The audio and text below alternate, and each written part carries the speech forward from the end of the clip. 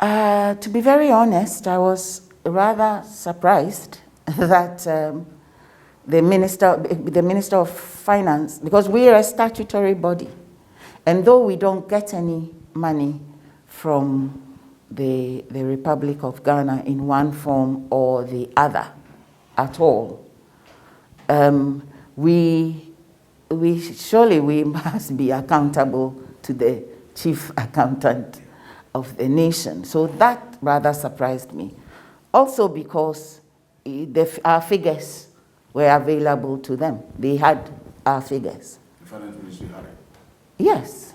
I think there's been so many meetings and on and on and on and on. And definitely, even the week before, we sent more figures. Our figures, our accounts, really, strictly speaking, our accounts are up to date, up to what, last week or something like that.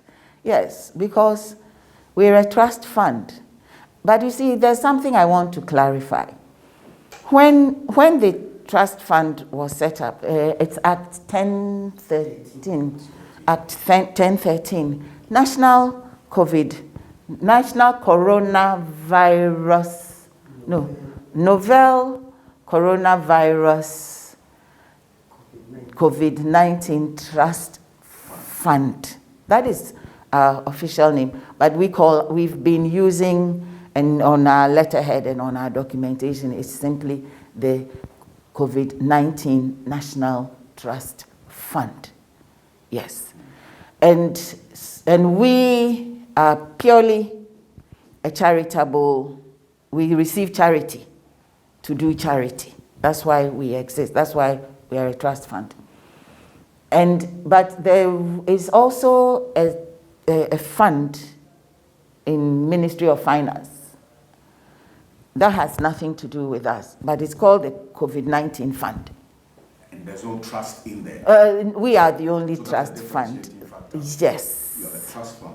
We are the trust fund. And we, as the president said, there were people, well-wishers, who wanted to help in all kinds of ways, help those who were hungry and so on and so forth. So the money, this was set up to ring fence those sort of money so it doesn't get mixed up. So to that extent, yes, our money doesn't get mixed up with the national fund, with the bigger amount of money of any sort that the Ministry of Finance controls or deals with.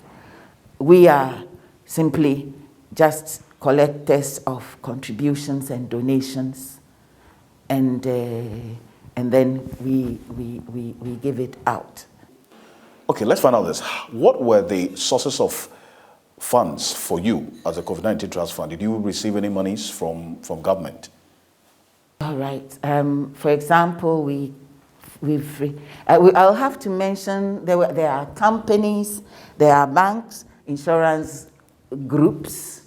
I think even the ports, the haulers, okay, associations, NGOs, CFOs, corporate bodies like MTN, we even got something from the Bank of Ghana Staff Association. Some churches as well. Lots of churches. In fact, one of the first donations that we received was from my church. Yes, it was from ICGC. Yes, and individuals. So we have had times when we have received 5,000 CDs from a community group who came all the way from somewhere in the Ashanti region to come and make a contribution. And then we have had those who will give us checks for the highest is 10 million. Yes, and that's what we've been receiving. But each of those, we have We have a bank account. As far as we're concerned, our bank account, we have one bank account with Bank of Ghana. Bank of Ghana has appointed GCB and CBG, yes, as their collection bank. So people pay either into our account at Bank of Ghana, or they go to these banks so that they can pay from anywhere in the country. And so that's and normally, in fact, we have, as if my memory serves me, I think it's only once that we received money that was paid here in cash. We don't encourage cash at all. So people bring checks, or they go and pay, bring the pay-in slip, and then we do the big representative check thing. So you're still receiving donations now? It's been a long time since we last. The last one we received was from MTN. Was it from MTN? There was. The Presbyterian Church has also given us some money. Oh, practically every church, every major church has given us money. And we received, I have to say that the reason I'm singling out MTN is that their first donation was also valued around 5 million, and it included ventilators, a ventilator, and all kinds of equipment. So it was mainly PPEs to that value. Really helped, because that was in the middle of the pandemic, and we preferred receiving materially than money. And then since then, they've also given us altogether 10 million. Yes. And we have not, things have really dried up since about September 2021. Yes. Because people think that it's over. Now we've seen an increase in the cases. So yes, so we are sort of monitoring. In fact, just this afternoon, we've received a request to give PPEs to some CHIPS compound. We've been really also giving a lot to the CHIPS compounds, because really those are also frontline. Yes. So they've been getting. Oh yes, there are hospitals. There are Ridge Hospital. Ridge Hospital. We actually built a pipeline to connect the COVID-19 treatment center to the oxygen plant. See, they were using the canisters, which could not be filled at the plant, so it had to come from outside, germs and things like that. So we connected that, and actually we had been hoping that if this year we had received as much as we were expecting, we were going to build more of such pipelines connecting to treatment centers, because it's not only Ridge Hospital which had that problem. We also made some, for us, a substantial contribution to the construction of the Ga East Infectious Diseases Center. Have you been there before? Yes, I have. Yes. So have you noticed that the lab is the COVID-19 National Trust Fund lab? Yes, because we made substantial. We kind of came in when they needed us to be able to complete it. So we've helped we've helped with construction. Pantan Hospital, we renovated a dilapidated building to become their treatment center. And I think we are just about to finish something in Cape Coast for the regional hospital, the teaching hospital, another treatment center. But did the presidency at any point support you with funding to do your work? Few times we've had to donate PPEs to, in the height of the pandemic when Jubilee House, we are supposed to be part of Jubilee House, but we are kind of shielded. And they were having a lot of COVID there.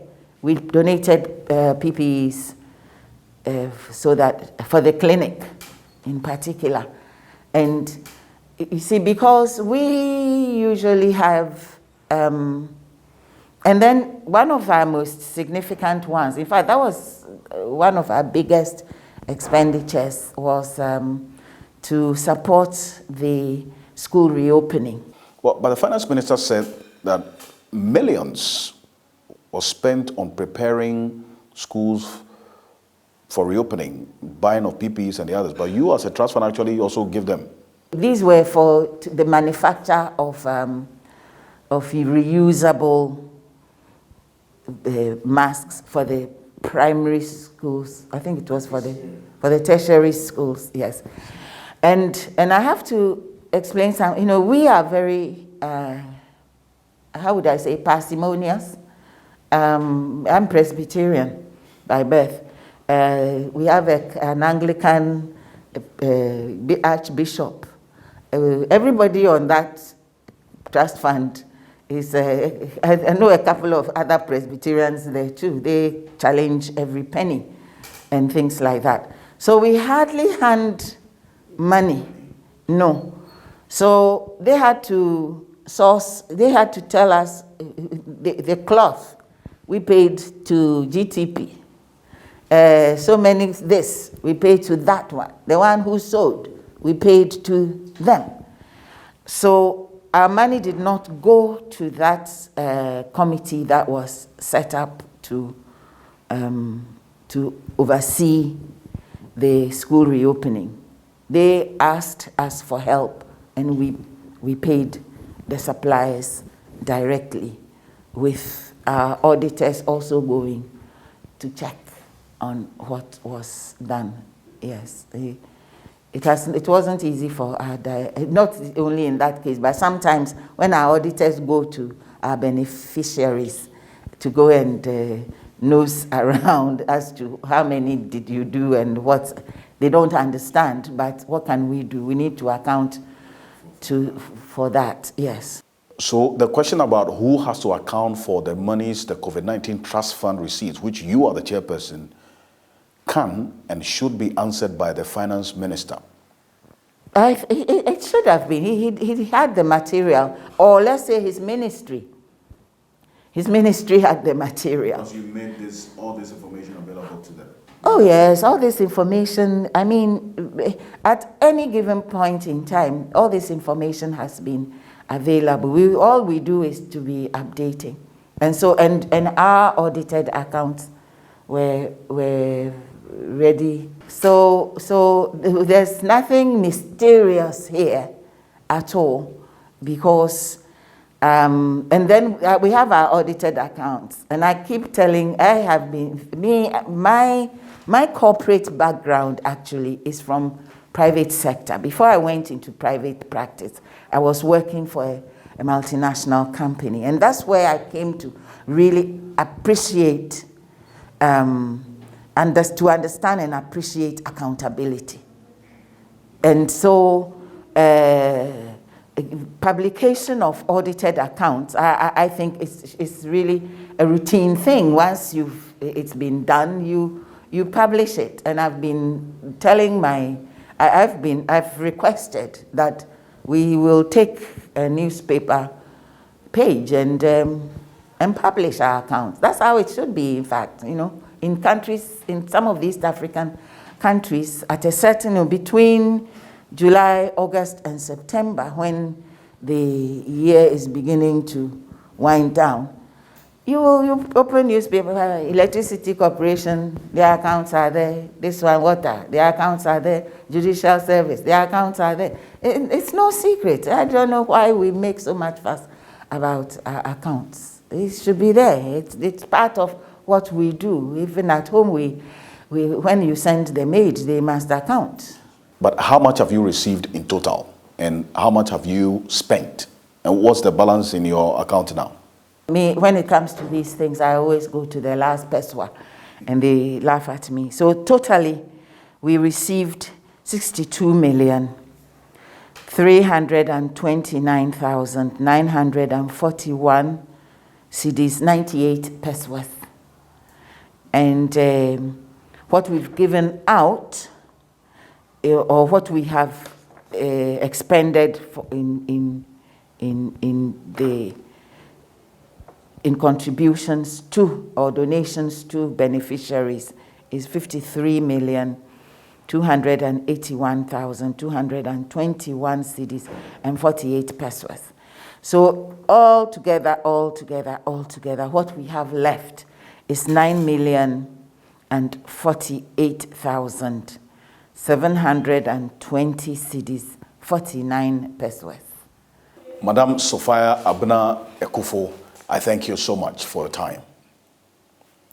Oh, she's a former Chief Justice, in fact, the immediate past Chief Justice of the Republic of Ghana, but currently serving as a chairperson of the COVID-19 Trust Fund, answering questions about the monies they received, who also account for it, her period as Chief Justice, and some of the reforms that she instituted and what she expects going forward, and the questions about the independence of the judiciary and other related matters, talking to us.